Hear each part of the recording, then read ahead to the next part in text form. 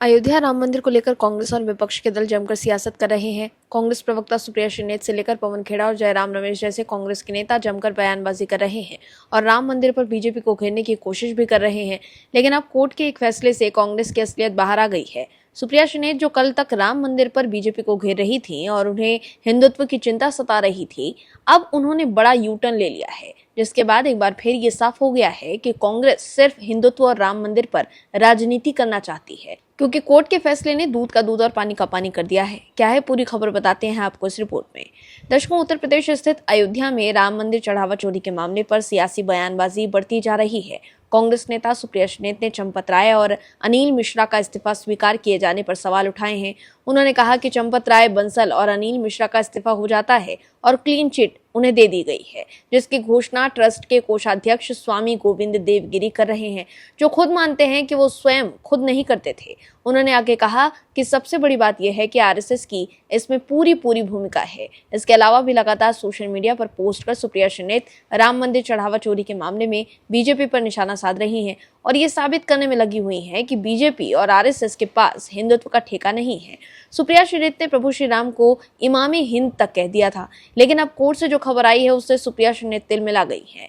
दरअसल ताजमहल के तेजो महालय शिव मंदिर होने के दावे को लेकर कानूनी लड़ाई ये अब देश की अदालत में पहुंच गई है। इलाहाबाद हाईकोर्ट ने आगरा कोर्ट के उस फैसले को चुनौती देने वाली याचिका पर केंद्र सरकार और भारतीय पुरातत्व सर्वेक्षण यानी एएसआई को नोटिस जारी किया है, जिसमें ताजमहल के वैज्ञानिक और भौतिक सर्वे की मांग को खारिज कर दिया गया था।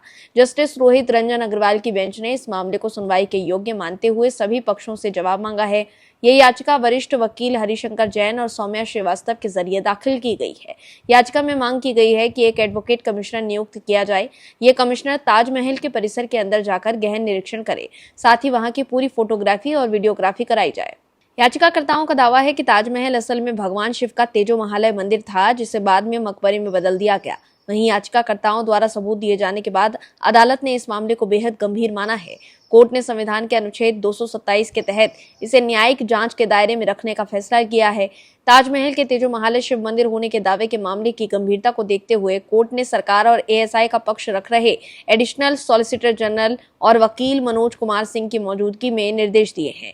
लेकिन कोर्ट के इस फैसले से सुप्रिया श्रीनेत को काफी तकलीफ हुई है। कोर्ट के इस फैसले की खबर को शेयर कर सुप्रिया श्रीनेत ने एक्स पर लिखा है कि बस इसी सब में पूरे देश को बझाए रखो। दर्शकों, जब राम मंदिर का मामला कोर्ट में चल रहा था, तब इसी तरह से कांग्रेस के लोग भगवान राम के अस्तित्व के बारे में सवाल उठाते थे और राम मंदिर मामले की सुनवाई के दौरान उस वक्त के कांग्रेस के नेता कपिल सिब्बल राम मंदिर के खिलाफ मुस्लिम पक्ष की तरफ से केस लड़ रहे थे। उसी तरह अब जब ताजमहल को लेकर दावा किया जा रहा है कि असल में ये भगवान शिव का तेजो महालय मंदिर था और कोर्ट ने इस मामले को सुनने के योग्य माना है, तो सुप्रिया श्रीनेत को मिर्ची क्यों लग रही है और वो ये कह रही हैं कि बस इसी सब में पूरे देश को बचाए रखो। लेकिन राम मंदिर में हुए चढ़ावा चोरी के मामले पर सुप्रिया श्रीनेत बीजेपी को बदनाम करने की कोशिश कर रही हैं और कह रही हैं कि बीजेपी के पास हिंदुओं का ठेका नहीं है। तो अब सवाल ये है कि हिंदुओं का ठेका बीजेपी के पास नहीं होगा तो क्या कांग्रेस के पास होगा, जो हर वक्त जब हिंदू पक्ष की तरफ से ये दावा किया जाता है कि किसी जगह पर मंदिर था और कोर्ट को इस पर फैसला लेना चाहिए, तो कांग्रेस मंदिर के उस दावे को नकार देती है, जैसे अब ताजमहल के मामले पर हो रहा है। वहीं राम मंदिर पर राजनीति करने वालों को बॉलीवुड के अनुभवी एक्टर अनुपम खेर ने आईना दिखा दिया है। चढ़ावा चोरी पर चल रहे विवाद पर बात करते हुए अनुपम खेर ने कहा कि अगर घर में चोरी हो जाए तो घर के चोरों को जंजीर नहीं बांधी जाती। जो हुआ वो गलत था, ऐसा नहीं होना चाहिए था। लेकिन सनातन और राम जी तो द्वापर युग से हैं, युगों युगों से हैं और हमें इसे बस एक घटना के तौर पर देखना चाहिए। लेकिन अनुपम खेर के इस बयान में सुप्रिया श्रीनेत तिल मिला गई।